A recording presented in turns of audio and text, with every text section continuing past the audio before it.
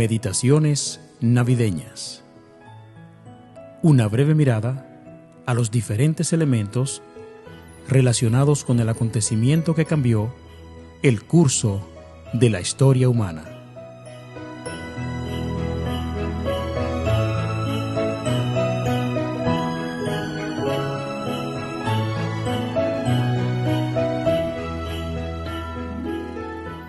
Nuestro episodio de hoy: José y su legado.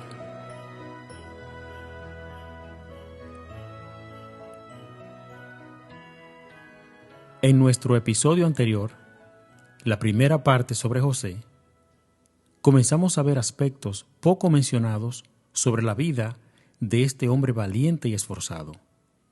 Vimos un perfil de un hombre con los rasgos de carácter adecuados para hacerle frente a todas las vicisitudes que se presentaron y salir adelante. Un hombre justo, noble, temeroso de Dios, respetuoso, amoroso, protector, responsable, proveedor, cuidadoso, humilde, obediente y siempre presente en el día a día de su familia. Nos quedamos justo cuando, junto a María, dieron la bienvenida a este sucio planeta al mismo ser que creó todo el universo con el poder de su palabra. Pero ahora, ese mismo ser yace en un pesebre sucio y rodeado de bestias que rumiaban el alimento del día anterior. Allí está José arrobado en reverencia y asombro por ver al fin al niño que una vez pensó abandonar y que ahora está allí llorando frágil ante él, y se sobrecoge al ver al bebé Jesús y recuerda que a quien tiene en sus brazos es ese Jesús quien, como dijo el ángel Gabriel, salvaría a su pueblo de sus pecados. Tiene en sus brazos a Emmanuel, tiene en sus brazos a Dios con nosotros, tiene en sus brazos al Hijo de Dios. Se maravilla al pensar que esta pequeña criatura en sus brazos es la majestad del cielo, ante quien todos los ángeles se han postrado para adorarle por toda la eternidad. No entiende, pero tiene que aceptar por fe, que un Dios que es infinitamente más grande que todo pueda, de alguna forma, hacerse humano y caber en tan pequeña criatura. Podemos casi verlo llevándole al bebé a los brazos de María y al decirle: «Mira, amor, todo salió bien. Aquí está el bebé. Aquí está la promesa cumplida. Toma, abraza en tu pecho a la majestad del cielo».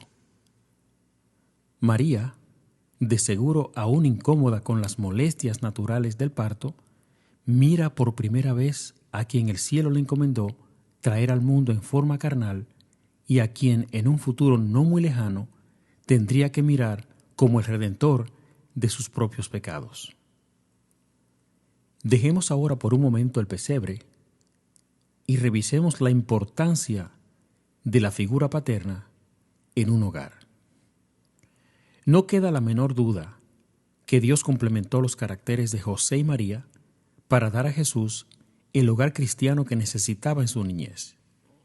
Aunque María era bastante joven, José era mucho más maduro y eso le serviría al dedillo para convertirse en la figura paterna que Jesús necesitaba hasta hacerse un adulto, lo cual ocurría cuando el joven cumplía los 12 años.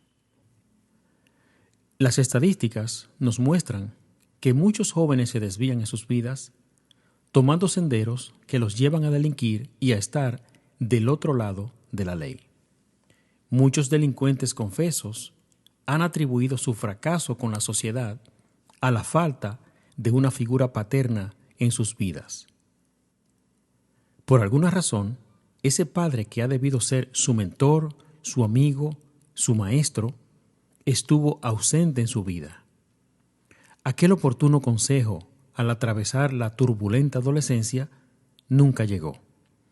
Y ese joven aprendió en la calle lo que debió aprender sistemáticamente conversando con su padre constantemente. Y muchas veces, cuando ese consejo llega muy tarde y de boca de un abogado defensor. ¿Cuántos hombres no hay por ahí que, sabiendo que han engendrado un hijo, luego no quieren hacerse responsables de ellos ni reconocerlos como tales? Tuvieron el tiempo y el momento para jugar al sexo como se juega a lanzar al aire los dados de un juego de azar, sabiendo que, cuando los dados caigan a la mesa, pueden traer consigo el premio mayor. ¿Cuántos hijos no han crecido, llegado a la adolescencia y se han hecho hombres sin haber conocido nunca el rostro de su papá?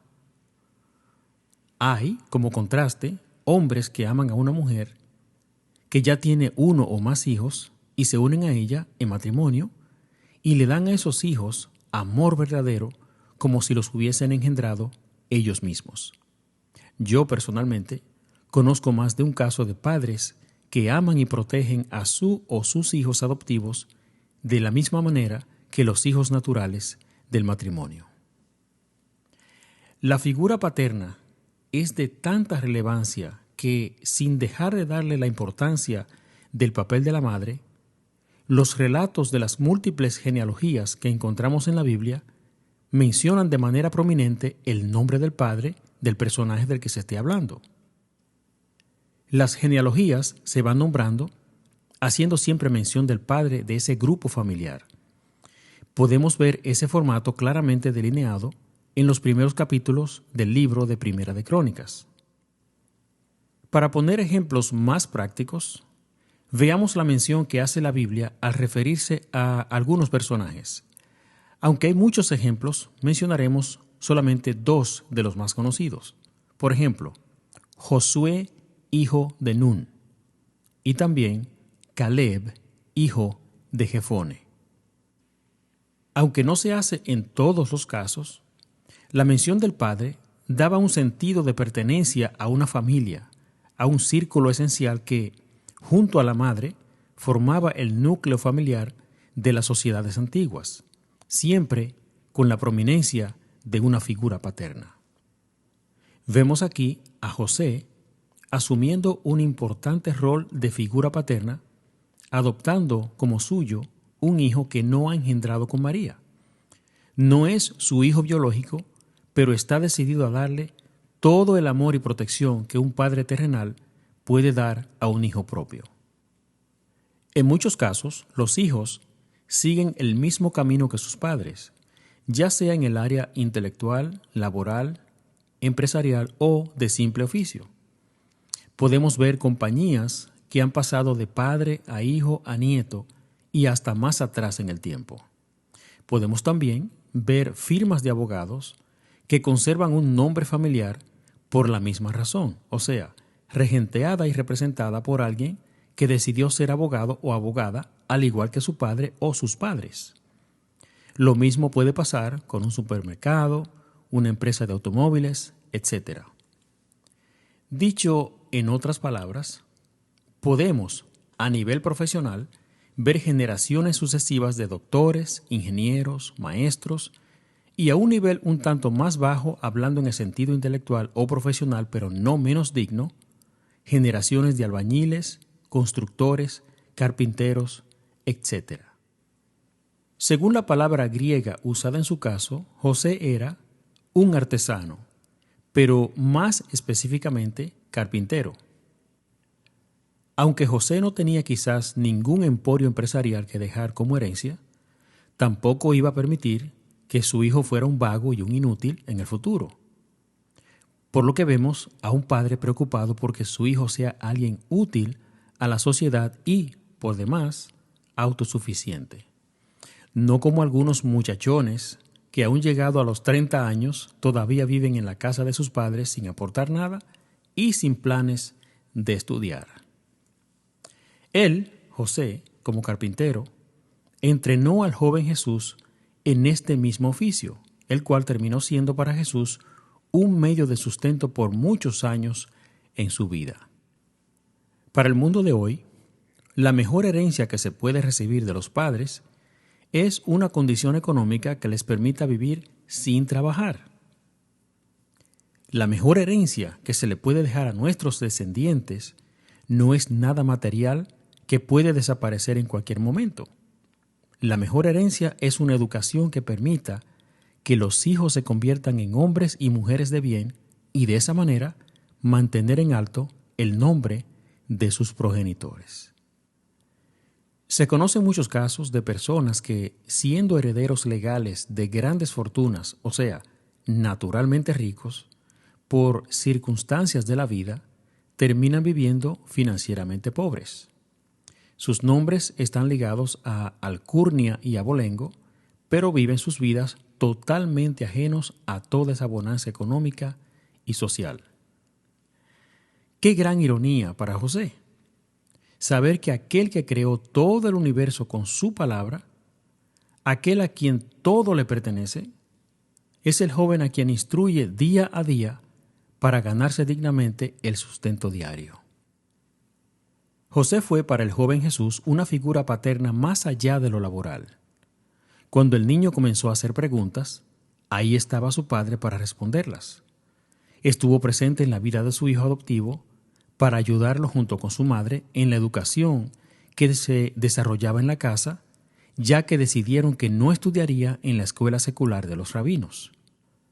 José, sin muchos bienes materiales, con su ejemplo diario de rectitud y responsabilidad, fue la figura paterna terrenal adecuada para Jesús. Lamentablemente, el rastro de José se pierde al regresar de la visita anual a Jerusalén, en la cual llevaron a Jesús por primera vez al templo.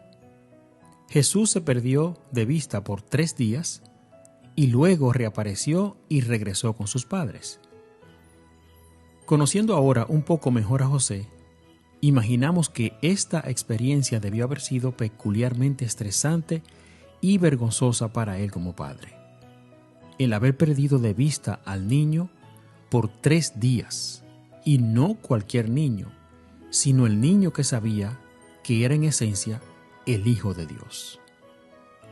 Curiosamente, la persona de José sale de escena justo cuando Jesús cumple los 12 años de edad, que era cuando legalmente el muchacho se convertía en un adulto. Pero aunque José desaparece de los registros desde aquí en adelante, su legado queda permanentemente en la historia como un hombre que supo ser el esposo idóneo para la joven María y la perfecta figura paternal que proporcionó el hogar adecuado que necesitaba el niño Jesús para crecer en gracia para con Dios y los hombres. Este legado dejó una huella correcta, profunda y positiva en la vida de su hijo adoptivo, Jesús. Será entonces hasta el próximo episodio. Dios les bendiga.